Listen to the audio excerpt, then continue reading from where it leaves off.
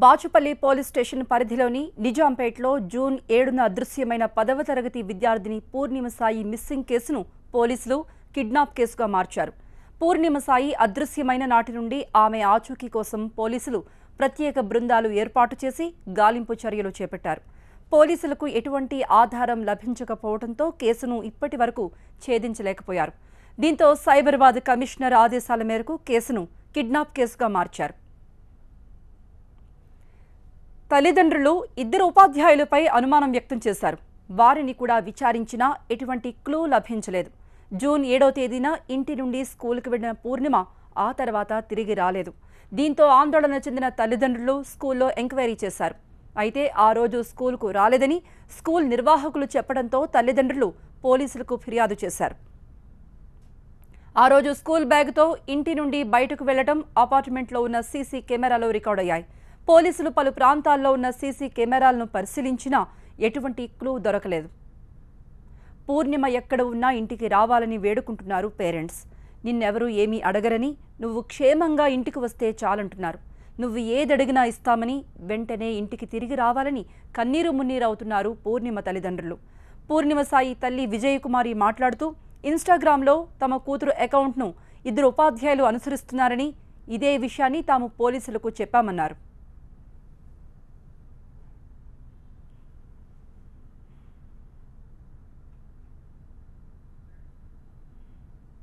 Police వాళ్ళు school స్టాఫ్ని విచారించడం జరిగింది. నేను కూడా అడిగానండి, పాప గురించి ఏమన్నా మీకు ఏమైనా తెలుసా అవన్నీ కూడా. వాళ్ళు కూడా అటు సైడ్ నుంచి పోలీస్ వాళ్ళు కూడా టీచర్స్ని, వాళ్ళ జెంట్స్ ఎవరైతే ఉన్నారో వాళ్ళ దాంట్లో 10th క్లాస్ టీచర్స్ వాళ్ళందరినీ పిలిచి విచారించడం జరిగింది. అంటే ఏమన్నా పాప గురించి ఏమన్నా సమాచారం దొరుకుతుంది అనేది మా ఆశ అండి. వాళ్ళ దగ్గరికి వెళ్ళి మేము కూడా రిక్వెస్ట్ చేయడం జరిగింది, ఏమన్నా తెలిసి ఉంటుందని చెప్పండి అని చెప్పి అడగడం జరిగింది.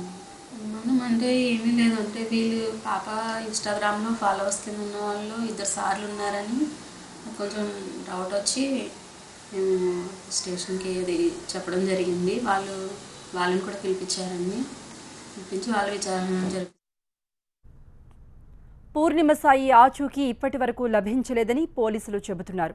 పూర్ణిమ సాయి మైనర్ బాలిక కావడంతో మిస్సింగ్ కేసును కిడ్నాప్ కేసుగా మార్చామంటున్నారు కూకట్పల్లి జోన్ ఏసీపీ. కేసు మొత్తం మళ్ళీ సిపిగా రివ్యూ చేసి దాని ప్రోగ్రెస్ చూసి అమ్మాయి మైనర్లు కాబట్టి దాన్ని కిడ్నాప్ సెక్షన్గా ఆర్డర్ అని చెప్పేసి మాకు ఆదేశించడం జరిగింది. సో దాని ఆదేశం మేరకు మేము ఆ సెక్షన్ అమ్మాయి కిడ్నాప్ మిస్ అని చెప్పి దాన్ని సెక్షన్ ఆర్డర్ చేసి నిన్న కోర్టులో నమోదు చేయడం జరిగింది. సో ఇద్దరు మా అమ్మాయి కిడ్నాప్ చేసిందని చెప్పి మాకు సమాచారం ఏం లేదు. బట్ తల్లిదండ్రులు కూడా 2 టీచర్స్ అని చెప్పి వాళ్ళ మీద నిన్నేదో వాళ్ళు కొత్తగా చెప్పడం జరిగింది. ఇప్పుడు ఆ టీచర్ కూడా పిలిపించి ఈరోజు ఇద్దరు కూడా ఎగ్జామిన్ చేయడం జరిగింది.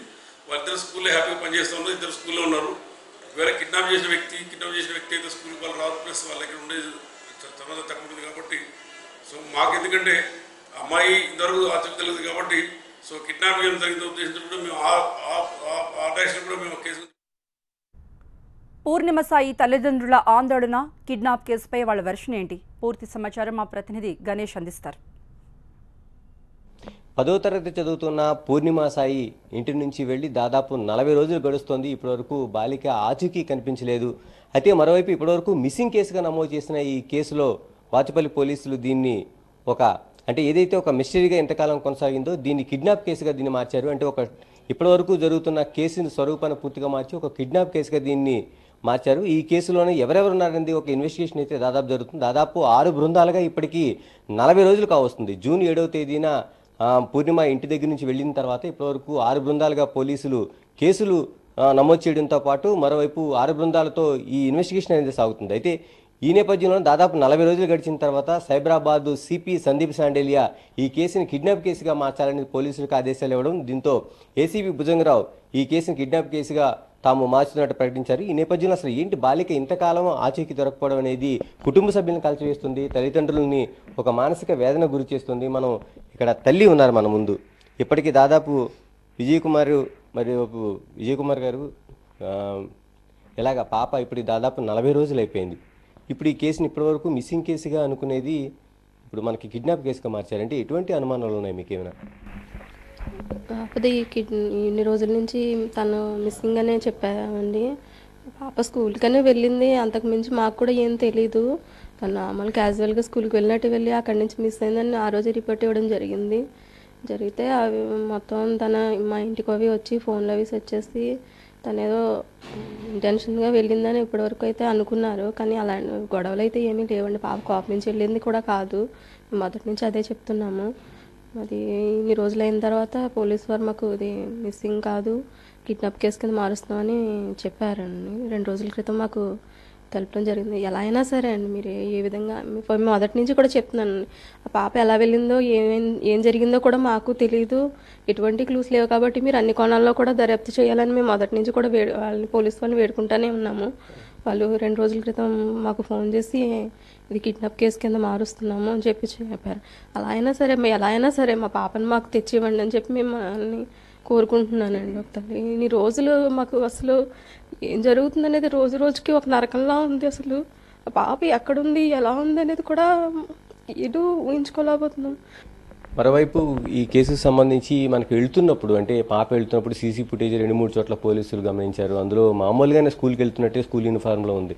ఇప్పుడు కొంత అనుమానాలు అయితే మీరు వ్యక్తం చేశారు. స్కూల్లో ఉండే టీచర్స్ పరిస్థితులు కావచ్చు, ఎటువంటి అనుమానాలు ఉన్నాయి మీకు? అనుమానం అంటే అమ్మాయి జనరల్గా వాట్సాప్, ఇన్స్టాగ్రామ్ వాడుతుంటుందండి. ఇన్స్టాగ్రామ్లో ఏంటంటే వాళ్ళ ఫ్రెండ్స్ ఫొటోస్ అన్నీ కూడా షేర్ చేసుకుంటూ ఉంటారు. ఏ ఫొటోస్ ఏమైనా ఉంటాయండి. ఆ ఫోన్స్లో ఈ మధ్య రీసెంట్గా ఒక 2 జెంట్స్ టీచర్స్ ఫొటోస్ వచ్చినాయండి. ఆ ఫొటోస్ మాకు అబ్జర్వ్ చేసి ఆ ఫోటోలు కూడా వాళ్ళ పోలీసు వాళ్ళకి అప్పచెప్పామండి. వీళ్ళిద్దరిని కూడా ఇన్వెస్టిగేషన్ చేయండి. ఎందుకంటే జనరల్గా అంటే ఫ్రెండ్స్ ఫోటోలు రావాలి, కానీ ఈ అమ్మాయి ఫోటోలు అంటే వాళ్ళ సెల్ ఫోన్ తీస్తే వాళ్ళ దాంట్లో కూడా మా అమ్మాయి ఫోటోలు షేర్ అయినట్టుగా ఉన్నాయండి. సో ఆ కోణంలో మాకు అనుమానం వచ్చి వాళ్ళు పోలీసు వాళ్ళకి అప్పచెప్తే వాళ్ళు ఎంక్వైరీ చేస్తున్నారండి. ఎంక్వైరీ చేస్తున్నారు. అంటే మాకు దొరికిన ఏ చిన్న క్లూ అయినా కానీ వాళ్ళకి ఇస్తున్నామండి. ఇచ్చి మాకు ఈ విధంగా చేయమని చెప్పేసి మేము చెప్తున్నాం. సార్ వాళ్ళు చేస్తున్నారండి. ఎందుకు చేస్తున్నారు? తల్లిదండ్రులు మనోవేదన అయితే ఇలా ఉందంటే కనీసం ఏదో ఒక ఆచూకీ, ఇప్పటివరకు మిస్సింగ్ కేసుగా ఉన్నదాన్ని దాదాపు 40 రోజులు గడుస్తుంది. ఇప్పుడు కిడ్నాప్ కేసుగా మార్చారు. ఏ రూపంలో మార్చినా పాప ఆచూకీ, అంటే ఎక్కడో చోట ఉందని ఆచూకీ తెలియాలి మాకు. ఎందుకంటే ఇంటి నుంచి అలా స్కూల్ డ్రెస్తో పాటు స్కూల్ బ్యాగ్తో వెళ్ళిన పాప ఆచూకీ ఇంతకాలం తెలియపడం అనేది కంటి మీద కునుకు లేకుండా మేము ఉంటున్నాం. కనీసం పోలీసులు ప్రత్యేక శ్రద్ధ తీసుకుని నడుపుతున్నారని చెప్తున్నారు కేసుని. దీంతో కనీసం ఆచూకీ తెలిస్తే తమకు కనీసం నిద్రపట్టే రాత్రులైనా ఉంటాయనేది వాళ్ళు చెప్తున్నారు.